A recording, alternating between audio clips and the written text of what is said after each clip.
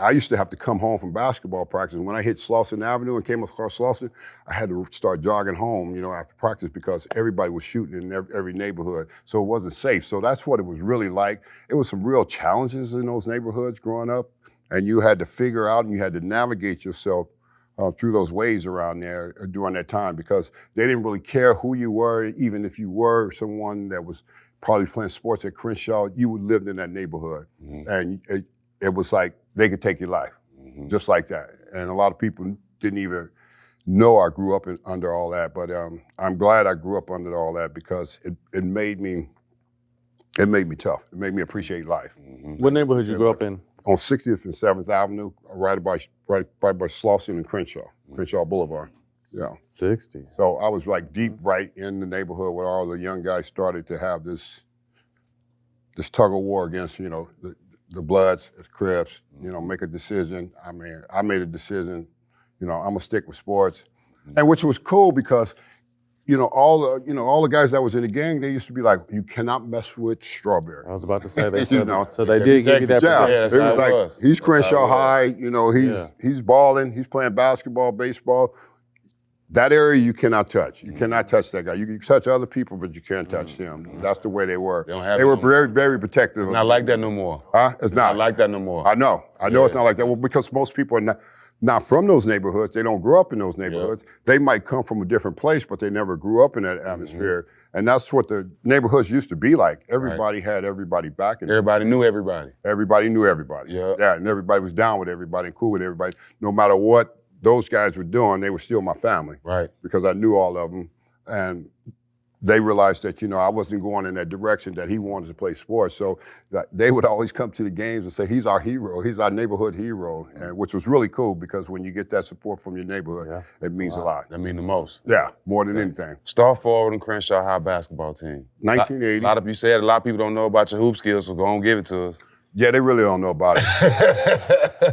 Like, they really don't know about it, how I was, I was one of those guys that had that focus, determination, because I didn't grow up like, playing, league basketball or anything like that because I grew up in this dysfunctional home, and so my dad was crazy. So I really got into sports late. I kicked off into playing baseball when I was 14, and then I got into basketball playing at the elementary school. That's where I learned how to play. Okay. Like that little pickup basketball. Yeah. That's where I learned how to play. And, I used to be down there talking trash to all the guys, older guys in the neighborhood. Lefty.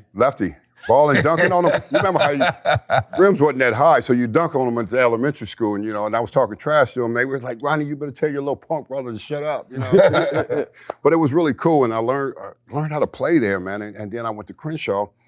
And then I played football my first year in high school. And I was quarterback. And they wanted me to, prepare me for quarterbacking because I really thought I was Kenny Stabler. I was the snake because I was left-handed. Lefty not too. A lot of people. Yep. They were like, why don't you come to the basketball court? I got hit. Well, in football, I got hit. I got blindsided one time playing quarterback, and I said, okay. Told the coach, I took the uniform off. So that's it, Bo. That's enough. That's it. And I went to Crenshaw. I went on my way to start playing basketball for Coach West and Joe Weekly, man, and it was really cool because what happened there was they really brought discipline to me. Basketball coaches, because when you play, you got to do right in school. You can't be tripping. I got tripping off. A teacher one time kicked me out of class. So, and then the coach set me on the bench, and benched me and said, "You can't act like that." And he set me on the bench, and I didn't play till the third quarter. After the third quarter came, the fourth quarter, I walked off into the locker room and got dressed and said, "Forget it." And he said, "That's all right. Let him go." I came to practice the next day. He's like, "Don't, you ain't picking up no ball or nothing." Me and another guy, he said, "You're gonna be on this line running suicides all day long." We was on that running suicides all day long. And my buddy was talking about quitting. I was like, "No, man, you can't quit, man. You can't give up. That's the easy way out." So I just kind of pushed through all that and learned through that and got that discipline and went on to learn how to play. And man, it was really cool. It was really good because LA City has always been about competition. Between everybody, all the different schools, Dorsey High, Locke, Fremont, Crenshaw. Uni and Hamilton wasn't no competition. Westchester wasn't either, so they wasn't in the race back then when we were playing. Must be your school, huh, G? Sports Illustrated called you the Black Ted Williams early on. And you said you played basketball. Were you just that much of a stud in baseball that you just had to throw a basketball out the way? I did. I mean, I realized that from my coach, my high school baseball coach, because in my junior year in baseball, we played at Dodger Stadium, the city championship, against Granada Hills, against John Elway now. We lost to them in the championship at Dodger Stadium, 1979. So I come back in 80 and I'm playing basketball, and my coach is always, baseball coach, I'm wondering, why is he at all my basketball games? Because he said he was always cringing, the fact that I might go up and dunk on somebody and get hurt. And I didn't know. He said all these scouts had been calling him and all these programs of school had been calling him. And they were talking about, he's like the next Willie McCovey. And I was like, man, I'm only 18. What are you talking about? But you didn't start, you said you didn't start playing baseball till you were 14? 14. Damn. So you got, so you started pretty much your freshman year, and by the time you were in your senior year? By the time I got to my senior year, I walked out after the basketball. We won the city championship. We went to state. We lost to state in Oakland in the tournament up there. Came back one day of practice. First day was baseball season. And my first day out there, it was packed with like 50 scouts.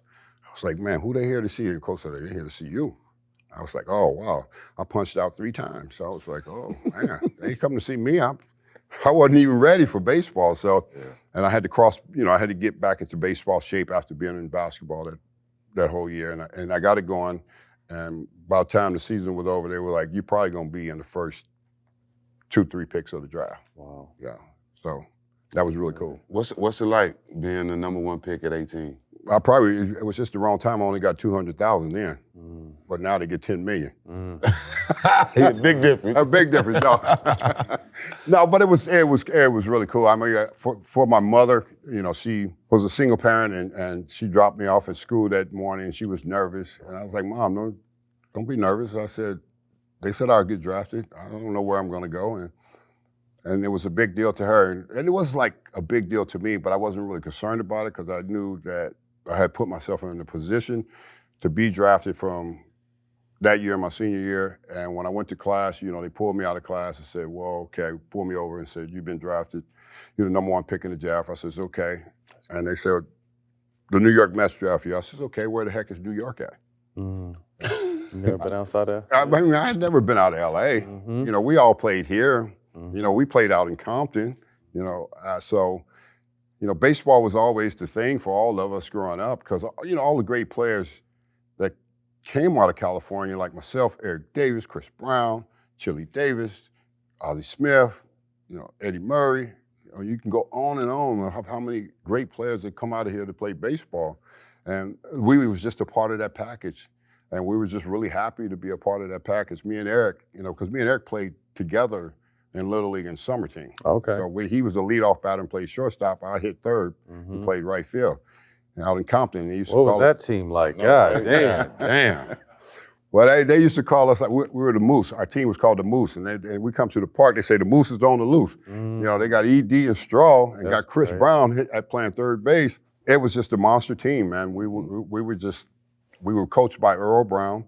And we were just, man, we were good, man, at a young age, and we just knew it. Me and E knew it, that we wanted to play in the big leagues. And he got drafted later in that draft that year, and he went on and signed before I did with Cincinnati. He was like, dog, I'm out of here. Yeah. He said, I'm just going to go do it, I said, yeah, man, I know. I'll catch up with you, and we're going to do it. And we did. We didn't just get drafted. We had a program for us in the off season where we was at Harvard Park. We went back to Harvard Park and we put our trash cans up and we had ourselves throwing BP, and people used to say, man, you guys millionaires, why you guys not up at UCLA? It's like, man, we didn't play at no UCLA. We played in the ghetto. We wanted these young kids to know that you can come out of here. Yeah. You can come out of here. You don't have to be fancy or anything else. Me and ED would always buy the Major League Baseballs for the group, but we put the trash cans up and they had to pitch to us and duck and say, thank you, can, because we used to hit bullets back up the middle and hit the can. But it made you hungry. It made you not get complacent. And it made you not sit there and think, wow, I'm great because I'm already in the league. And that's what was our driving force for us to keep going.